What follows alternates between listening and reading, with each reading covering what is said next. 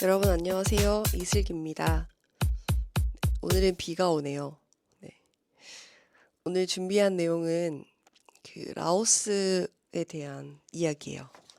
제가 2018년에 SK건설이 참여했던 라오스의 댐이 붕괴돼서 큰 피해가 발생했던 적이 있는데, 그때 제가 태국에서 취재를 하던 중이었어요. 그래서 급하게 이동해서 어, 빡세로 해서 국경을 넘어가지고 네, 현장에 가서 취재했던 네, 그 현장 취재 기사가 한겨레 20일에 네, 2018년 8월 9일에 실렸어요.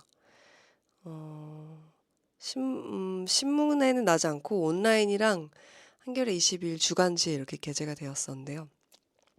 그 기사 소개해드리고, 그다음에 이제 그 사고로부터 지금 벌써 6년이 흘렀잖아요. 근데 그 이후로도 어, 한국 시민사회 단체들도 그렇고, 그다음에 그 지역에서 메콩강 유역에 이제 살고 있는 국가들의 시민사회들도 그렇고, 국제사회에서도 많은 그 현지 실사와 보고서 작성을 한 것으로 알고 있습니다.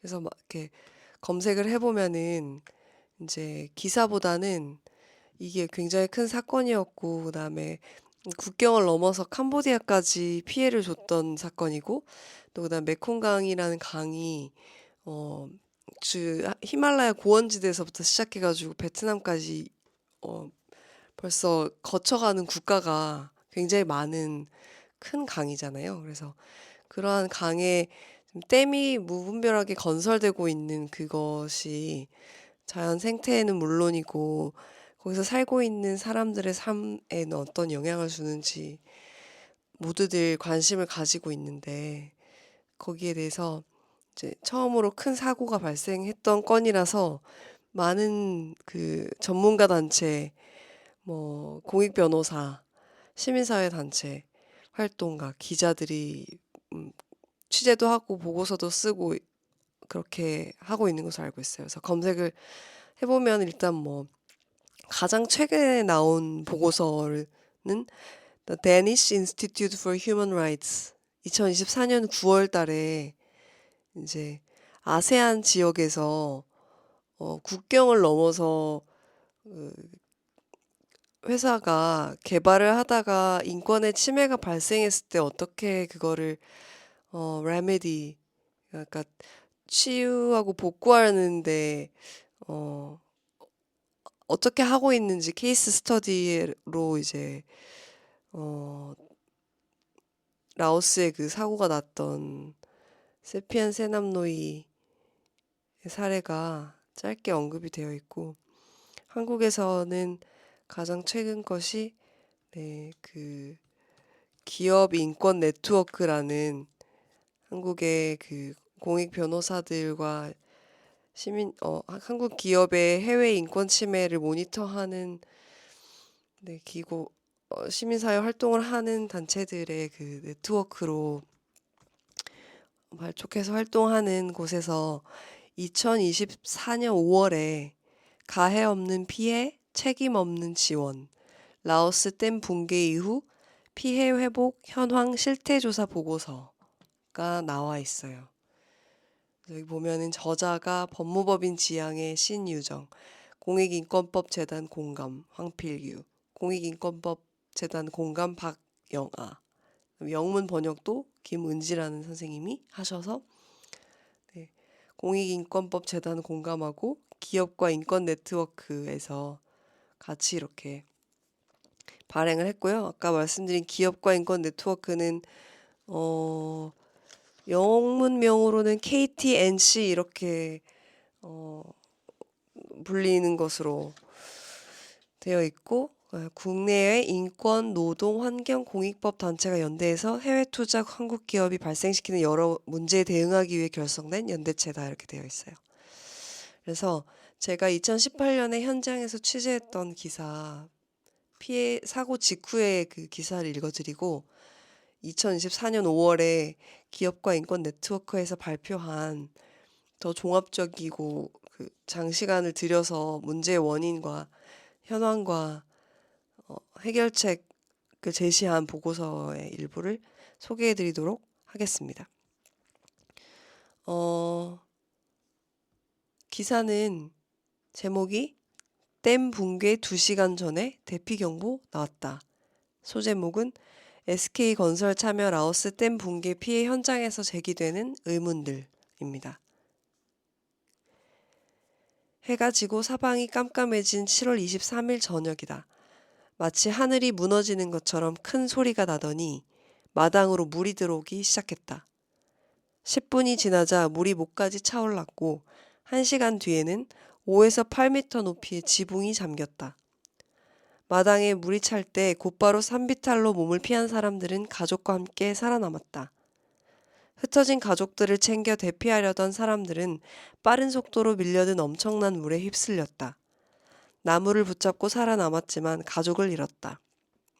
지난 7월 27일과 28일 이틀간 만난 라오스 남부 아타푸주 사남사이군 홍수 피해 생존자들의 말과 사고 직후 외신이 현장 취재한 생존자들의 증언에 공통으로 등장하는 사고 당시 상황을 종합한 것이다. 목격담은 이어진다. 해마다 우기에 경험하는 세피안강 범람이라 생각하고 대피하지 않은 사람들은 그대로 물살에 휩쓸려 실종됐다. 살아남은 이들은 사고 나고 이틀이 지난 7월 25일 임시 대피소에 도착해서야 홍수의 원인이 댐 붕괴 사고라는 사실을 알게 됐다. 생존자들이 공통으로 말하는 또 다른 증언도 있다. 대피 경보가 댐 붕괴 한 2시간 전에야 전해졌다는 점이다. 대피하라는 소식은 이웃들의 말과 마을 스피커로 전달됐다. 대피 경보를 전혀 듣지 못했다는 증언도 많다. 무엇보다 댐이 무너질 수 있다는 핵심 정보가 빠져 있었다. 수많은 주민이 대피하지 못하고 실종된 이유다. 사남사이 주민들이 영문도 모른 채 당한 재앙의 원인은 7월 23일 오후 무너져 내린 SK건설이 공사에 참여한 세피안 세남로이 수력발전 D 보조댐이다. 이 댐은 2013년 건설을 시작해 막바지 공사를 벌이던 총 길이 770m, 높이 25m의 사력댐으로 알려져 있다. 사력댐이란 점토, 자갈과 모래로 다진 제방 위에 돌을 쌓아 만든 댐이다. 세피안 세남로이 수력발전에는 2개의 본댐과 본댐의 급작스러운 방류로 인해 수위 변화를 조정하기 위해 만들어진 5개의 보조댐이 있다. D 보조댐은 5개의 보조댐 중 세피안강 지류에 가장 가깝다. 사력댐이라고? 말도 안 된다. 아무리 보조댐이라도 콘크리트로 만들었을 거다. 라오스 남부 경제교통의 중심지 팍세에 거주하는 베트남 도로건설업자 잭 리의 말이다. 그가 사고댐이 콘크리트 중력댐이었을 거라고 생각한 까닭은 세피안강이 낙차가 크고 유량이 많아서다. 매년 우기 때마다 어김없이 범람한 강이기도 하다. 사력댐 맞다. 현장 사람들이나 나같이 자주 SK건설 현장을 오가는 사람들은 댐 아랫부분 토양이 수압에 휩쓸려 가면서 내려앉은 것 아닌가 추측하고 있다. 라오스 중고 중장비 업체 관계자는 잭 리에게 이렇게 설명했다. 그는 SK건설의 세피안 세남로이 수력발전 건설 관련 일을 하고 있다고 했다. 그는 한국인 기자에게 신원이 공개되는 것을 꺼렸지만 현장 사진과 동영상을 보여줬다. 두 사람의 짧은 대화는 현지에서 댐 건설 공사에 대한 정보가 얼마나 부족했는지 짐작하게 한다. 실제로 강 하류 주민들은 누가 어떻게 댐 건설 공사를 하는지 알지 못했다. 7월 28일 사남사이 중등학교 임시 대피소에서 만난 생존자 봉삭다 39살은 댐을 짓는 큰 공사가 있는 건 알았지만 어떤 회사가 어떻게 하는지는 몰랐다고 말한다. SK건설이란 회사 이름도 이날 기자와 통역한테서 처음 들었단다. 그는 타이와 한국 사람들이 나서서 우리를 많이 도와준 이유가 타이 라차보리 전력, 한국 SK건설, 라오스 국영기업 합작 사업이었기 때문이라는 것을 몰랐다. 봉삭다가 아내, 2 아이와 함께 농사를 지으며 살던 곳은 사남사이 지구 흰랏 마을이다. 세피안강 하류와 해발 1000에서 1300m의 볼라벤 고원을 끼고 있는 배산 임수형 농촌 마을이다. 7월 23일 사고 이후 이 마을 주민 800여 명 중 3분의 2 정도가 실종됐다. 흰랏 마을 대표로 생존자와 실종자 수를 파악하고 있는 그는 가장 큰 피해를 본 것이 우리 마을이다. 모든 집이 파괴됐고 물이 빠진 지금 진흙만 있다. 어제 아이 하나가 구조됐다고 말했다. 그는 사흘째 실종 상태인 딸 다완 11살과 아들 판닌 6살, 아내 폴라 33살의 소식을 기다리고 있다. 7월 23일 밤 마당에 물이 차는 것을 보고 그는 가족들을 태우기 위해 가지고 있던 보트를 준비했다. 그러나 삽시간에 들어찬 강한 물살에 보트가 부서졌고 그는 물에 빠져 정신을 잃었다 깨어나 나무를 붙잡았다. 아내와 두 아이는 보이지 않았다. 대신 물에 빠져 허우적대던 3살짜리 아이를 구했다. 헤엄쳐 가서 아이를 구할 때 내 아이를 구한다는 마음이었다. 아이와 함께 나무 위에서 하룻밤 하루낮을 버텼다. 구조보트가 와서 구조됐고 그 뒤 20여 명의 사람들과 헬리콥터를 타고 이곳으로 왔다. 그는 사고 이틀 후 대피소에서 갑작스러운 홍수의 원인을 알게 되었다고 했다. 그는 지금까지 이런 일을 겪어본 적이 없어서 어떻게 대피할지 몰랐다. 홍수 한두 시간 전에 대피 방송을 들었지만 댐이 무너진 줄은 몰랐다고 전했다. 건설 사업에 참여한 회사들이 이런 재앙을 만들었기 때문에 나와 마을 사람들이 가족과 집 재산을 모두 잃었다. 사람 목숨을 잃은 것이 가장 큰 피해이고 인명 피해는 복구가 안 되는 거다. 사고에 책임 있는 회사들이 최대한 빨리 사고 이전의 삶으로 돌아갈 수 있게 노력해야 한다. 봉삭다가 한국 언론에 꼭 전하고 싶은 말이라며 이렇게 말했다. 생존자들은 SK건설이 지난 26일 피해 보상을 약속한 사실도 몰랐다.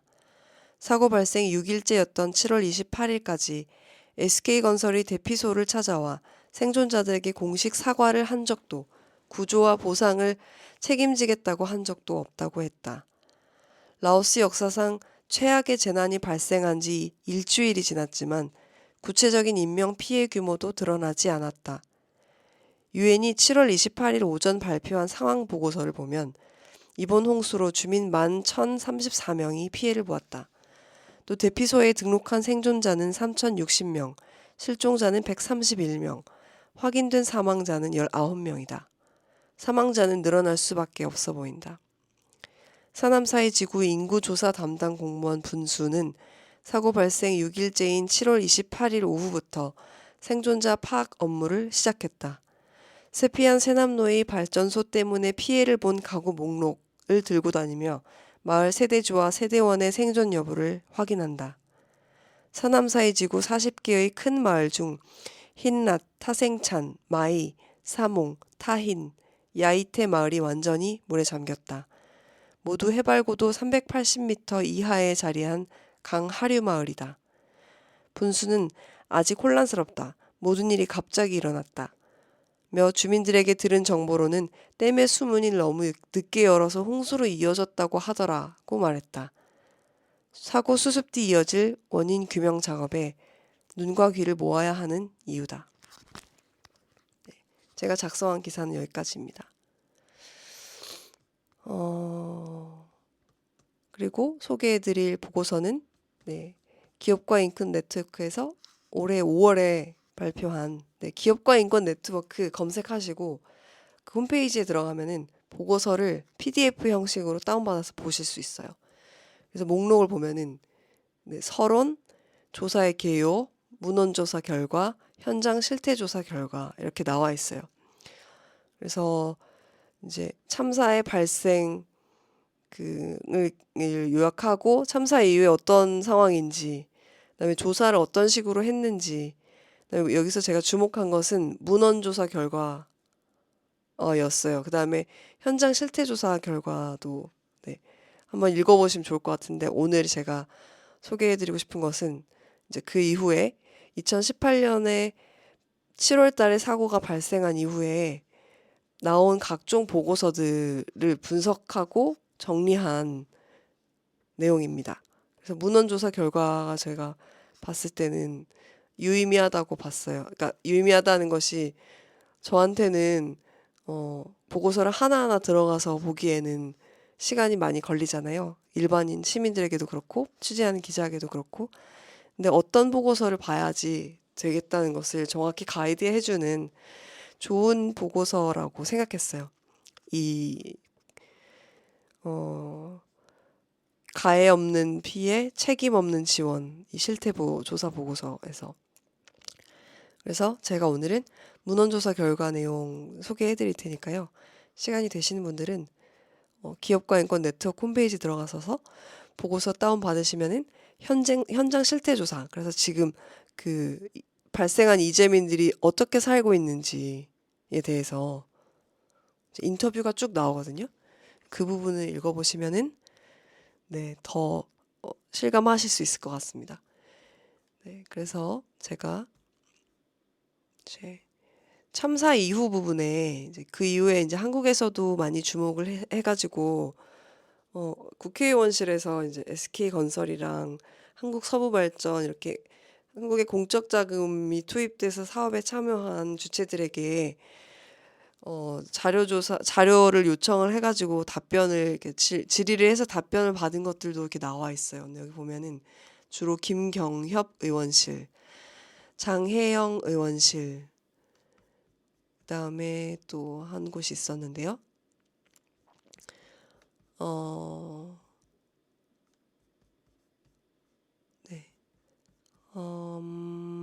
또 다른 의원실 해서 이렇게 세 곳의 국회의원실을 통해서 받은 자료들이 여기 나와 있고, 그다음에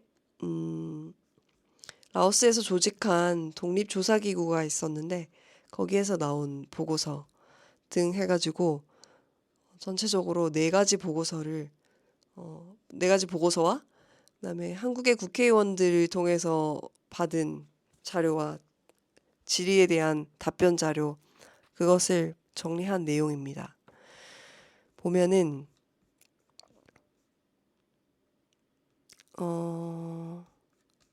문헌조사의 결과,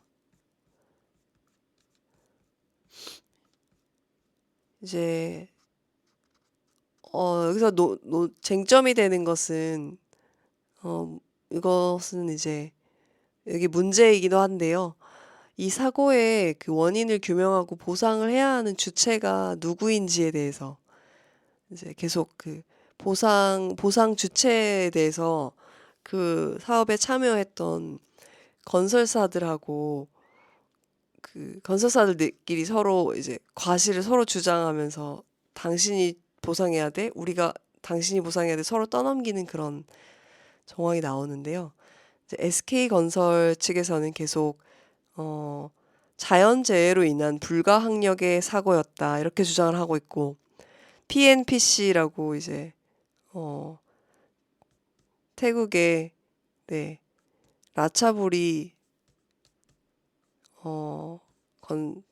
발전소부터 해가지고 같이 이렇게 연합한, 그러니까 이 사업을 같이 함께하기로 한 그 곳에서는 SK건설이 시공이 부실이 있었다, 이렇게 주장을 하면서 서로 이제 다투고 있어요. 근데 그것을 어디에서 다투고 있냐면은 SK건설은 이 문제를 싱가포르 ICC 국제중재재판 정소에 제기를 했어요.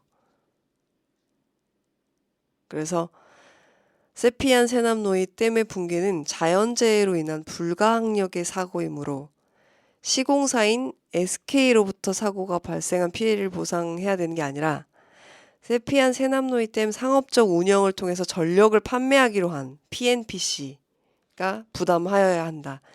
PNPC는 아까 라오스하고 이제 태국에서 SK건설의 시공에서 댐이 건설이 완료가 되면 거기서 발전된 전기를 태국이 대부분, 라오스의 일부가 이렇게 가기로 되어 있었는데, 시공사는 발전 판매를 하는 회사들이 부담을 해야 된다, 이렇게 주장을 하고 있는 거고, PNPC는 그게 아니라고 이제 얘기를 하는 거예요. 근데 여기서 인상적인 것은 한국서부발전에서 국회의원실에 자료를 제출한 게 2022년 8월자 자료가 있는데 주요 사고 원인을 세 가지로 봤는데 시공상의 문제점, 댐 기초조사 시 집안 예측에서 잘못된 부분, 세 번째 시공 단계에서 재료 선택 불량 등으로 판단한다.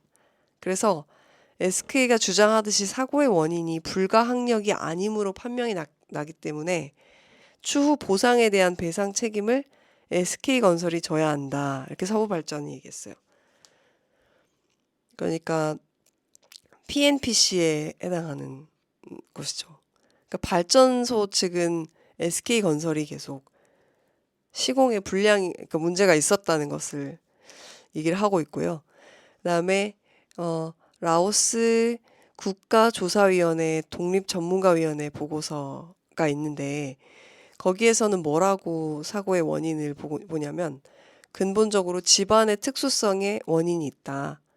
아까 기사에서 나왔듯이 본댐을 지지하는 5개의 보조댐 중에 세피안강 지류에 강의 지류에 하류에 가장 가까웠던 그 보조댐 D가 무너져 내려서 이 사고가 발생했다고 했잖아요. 근데 이 보조댐 D의 지반이 모래가 상당 부분을 차지하고 자갈, 진흙 등 다양한 토질이 섞여 있어서 투수성이 매우 높다. 물이 침투할 는 성질이 굉장히 높았다. 그렇기 때문에 집안 내에 미세한 물길이 생기는 파이핑 현상이 일어났고 이거는 이제 전문 용어인 것 같아요. 그랬고 내부 침식이 내부에 물이 스며들면서 점점 침식이 반복되면서 집안이 약화되었다. 또 당시 보조댐 뒤에는 적색토가 구성이 되어 있었는데 그러니까 댐을 만들 때 아까 사력댐이라고 했잖아요. 사력댐이라는 것이 이제 콘크리트가 아니고 점토, 자갈, 모래를 이렇게 다진 제방 위에다가 돌을 쌓아서 만들었다고 했잖아요. 근데 여기서 나온 점토라는 것이 적색토로 구성이 되어 있었다니까 거니까 아까 말하는 것처럼 미세한 물길이 집안 내에 침투하는 파이핑 현상 때문에 댐이 안정적이지 못할 가능성이 높았다. 그래서 댐이 금이 가기 시작했고 댐의 하부뿐만이 아니라 집안뿐만이 아니라 최상부에서도 침식 현상이 일어나면서 여기서는 원형 붕괴 형태로 전체 붕괴 사고가 발생했다. 라고 라오스 국가조사위원회 독립전문가위원회 보고서는 결론을 내고 있어요.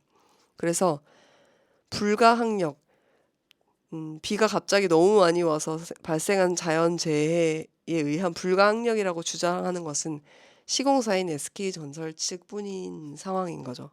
그래서 라오스 국가조사, 그다음에 발전소 조사, 주장 이런 것들을 종합하면은 결국에 이 모든 피해의 원인은 SK건설에 있고 그거에 따라서 피해 보상도 SK건설이 해야 한다. 그런 쟁점이 서로 지금 공박이 있는 상황이고 이 보고서에 따르면 SK가 이거를 ICC 싱가포르 ICC 국제 중재판 정소에 제기를 했다고 나와 있잖아요. 근데 이게 2024년 말에 최종 결론이 날 것으로 예상되고 있다. 이렇게 쓰고 있어요.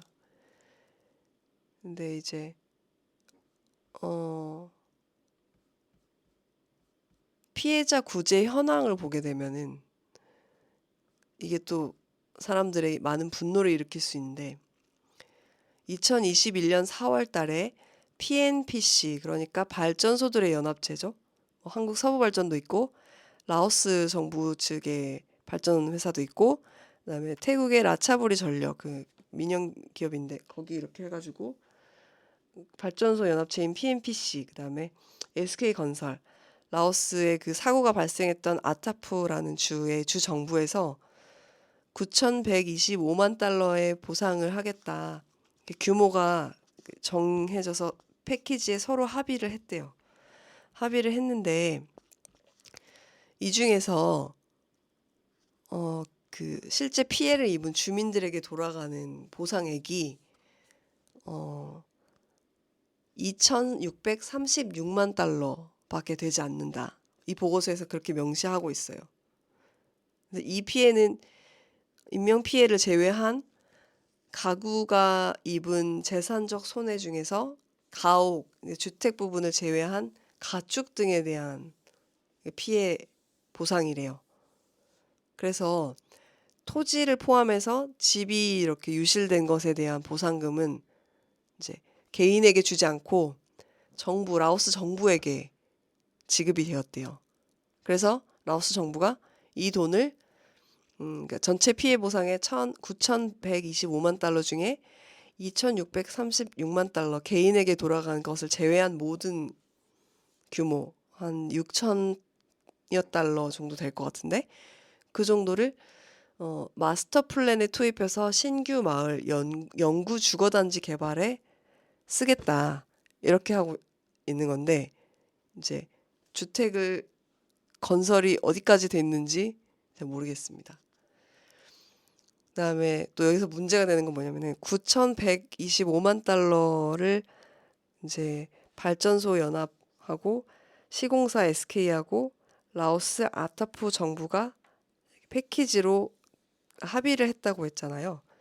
근데 그 중에서 5천만 달러, 9,125만 달러에서 절반에 절반 이상이 되는 5천만 달러는 PNPC가 발전사들이 들어놓은 보험 회사에서 수령한 보험금이 대부분이고 나머지는 SK건설이 주주 대여금 형태로 제공한 것이다. 이렇게 되어 있어요. 근데 SK건설이 주주 대여금으로 내놓은 재원이 1,558만 불이라고 합니다. 그래서 당시 피해를 입은 개인에게 돌아간 가축 유실 이런 거에 대한 보상 금액도 되지 못하는 정도를 냈다는 얘기죠. 근데 어쨌든 끝까지 내지 않기 위해서 지금 싱가포르에 재판 중재까지 제기를 한 거잖아요. 그것이 문헌 보고의 내용이고 재발 방지 조치는 무엇이 있는가가 이렇게 나오는데요. PNPC는 보조댐 D가 무너진 것을 다시 건설해서 2019년 12월 달에 상업적인 운영을 재개했다고 해요. 그러니까 어쨌든 전기를 생산을 해야 되니까 다시 지었는데 원래 있었던 무너진 댐은 사력댐이라고 했잖아요. 돌을 쌓아서 만든 거였다고 했잖아요. 근데 신규 댐은 콘크리트 댐으로 건설했다. 그다음에 보조댐 외에도 차수벽을 설치했다. 이렇게 되어 있고 그다음에 모니터도 계속 해가지고 사고가 발생하지 않도록 했다. 이렇게 되어 있어요. 근데 이제 PNPC 발전소 연합체에서는 유엔의 그 특별 절차 회신에서 유엔에서 이제 어떻게 되고 있는지 문의를 하니까 개인과 라오스 정부에게 금전 지급을 모두 완료했다. 이렇게 답변을 했대요. 근데 이제 그 돈이 어떻게 쓰이고 있는지 모니터는 이제 안 되고 있는 거죠.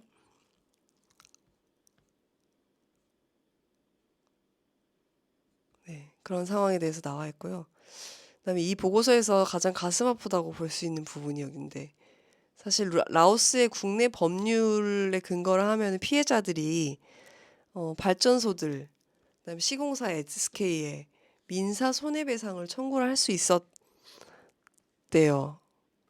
그 사법적 구제 수단에 대한 권리가 있었는데 하지 않았던 것으로 알고 있어요. 그래서 여기서 이제 보고서에서는 주민들이 사법적, 비사법적 구제 절차를 이용하지 않은 여러 가지 요인을 여기에 명시를 했는데 일단은 라오스 정부에서 이 사고에 대응하는 정부의 모습을 비판하는 활동가들을 자의적으로 구금하는 그런 일들이 있었고 그다음에 정부와 기업들이 합의를 해서 보상하는 그런 의사결정 구조였기 때문에 피해자들이 이의를 제기하는 그런 사법 구제 절차 이용하기가 어려웠을 것이다. 그다음에 이런 정보가 일단 주민들에게 제공되지 않았기 때문에 할 수 있다는 사실 자체를 몰랐던 것 같습니다. 자신들의 법적 권리를 알지 못했다는 것이죠. 그래서 안타까운 것 같고요. 근데 문제가 되는 보상금 9천여 달러에서 개인에게 주는 것을 제외한 그 토지와 주택의 유실을 복구하는 보상금을 라오스 정부에게 줬고, 라오스 정부가 마스터 플랜으로 영구 주택 단지를 짓겠다고 했는데 그 마스터 플랜에 대한 내용이 알려지지 않았다고 해요. 그것이 참, 또 정보의 그 접근성과 투명성의 알 권리에 좀 그 라오스 주민들의 입장에서는 문제가 심각한 것 같습니다. 그래서 이 마스터 플랜에 대해서 취재를 할 필요가 있다는 생각이 들었고요. 이제 여기에 많은 주체들의 책임을 정확하게 짚고 있는데, 한국 정부의 책임에 대해서 또 보고서가 나와 있어요. 이게 수출입은행을 통해서 지원을 받은 바가 있기 때문에, 대외경제협력기금으로 집행된 사업이기 때문에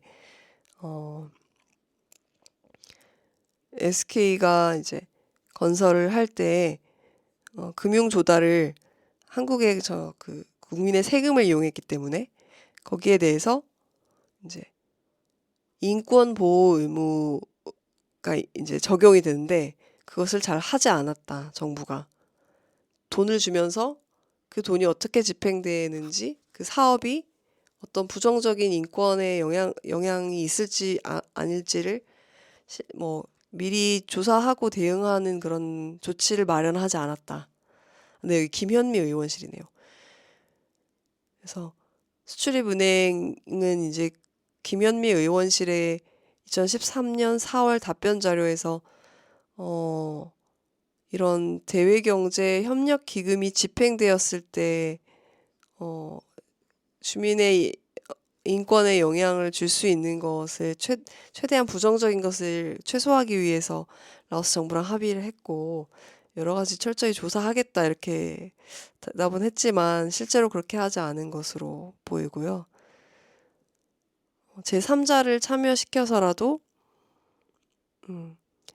이런 대외경제협력기금 집행에 인권의 영향을 조사를 한다고 했는데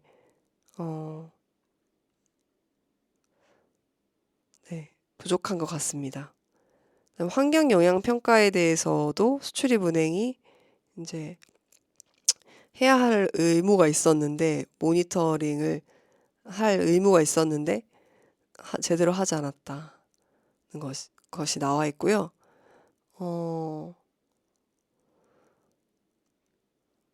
수출입은행에서 공적 자금을 투입해서 할 때 그 대외경제협력기금을 집행을 할 때에 그러니까 세이프 가이드라는 안이 있나 봐요. 거기에는 이제 사회 환경 영향을 평가하고 인권에 부정적인 영향을 주는지 안 주는지 그거를 이제 확인할 수 있는 가이드라인인데, 그게 이미 2016년도에 도입이 됐기 때문에 적용을 할 수 있었을 것 같은데, 세피안 세남노이댐 사고에서. 근데 장혜영 의원실에 제출한 2022년 10월 자료에는 뭐라고 대답했냐면, 수출입은행이 세피안 세남노이댐 수력 발전 프로젝트 지원 여부를 심사할 당시에는 적용할 수 없었다고 이렇게 빠져나가는 겁니다. 그런 상황입니다. 그래서 문헌 자료를 통해서 이제 사고의 원인이 무엇이었고 어떻게 보상이 이루어졌는지, 책임은 누가 져야 하는지, 이런 것들을 보고서에 명시를 하고 있습니다. 그래서 이런 보고서들을 보게 되면은 어떤 생각이 저는 드냐면은, 사실은 해외에서 벌어지는 한국의 공적 자금과 공적 자금이 투입된 어떤 프로젝트, 그다음에 한국의 민간 기업들이 나가서 하는 사업이나 프로젝트 건설, 발전, 이런 있어서 발생하는 환경에 대한 영향, 사회 공동체를 파괴하는 문제, 인권의 침해, 이런 것들에 대한 감시와 기록을 하는 수준이 한국에는 이제 언론들이 따라가기가 많이 늦었다라는 것을 느낍니다. 그래서 국제 뉴스가 우리에게는 영미권에서 어떤 일이 벌어지고 남미에서 무슨 일이 있고 우리 밖에 세계에 이런 일들이 있어요. 이런 뉴스로 끝날 수는 없다고 저는 생각하고, 그래야 하는 이유는 뭐냐면은 여기선 이랬대 저기선 저랬대 이런 게 우리 삶에 어떠한 임팩트가 없잖아요. 그래서 더욱더 무관심해지는 것 같아요. 사실은 국제 뉴스 면이, 한국 언론의 국제 뉴스 면이 담아야 하는 것은 이런 일들이라고 저는 생각해요. 한국인이 세계인으로서, 세계 시민으로서 살아가는데 알아야 할 정보를 제공하는 것이 저널리즘의 역할이라고 생각하는데, 네, 한국에서는 전혀 그게 되지 않고 있고, 오히려 시민사회단체들이 네, 이렇게 철저한 또 발로 뛰는 보고서 작성과 취재 이런 거를 하면서 기록하고 감시하고 기록하고 있다는 사실이 네, 다 뭐라고 하죠? 약간 안심이 되면서도 걱정이 되는 그런 문제입니다. 네, 오늘 준비한 것은 여기까지고요. 다음에 제가 추가 취재를 한다면은 라오스의 그 보상금을 통해서 조성하기로 한 마스터 플랜의 내용이 무엇인지, 어디에 뭘 짓고 어떻게 하는지 한번 보도록 하겠습니다. 들어주셔서 감사합니다. 이슬기입니다.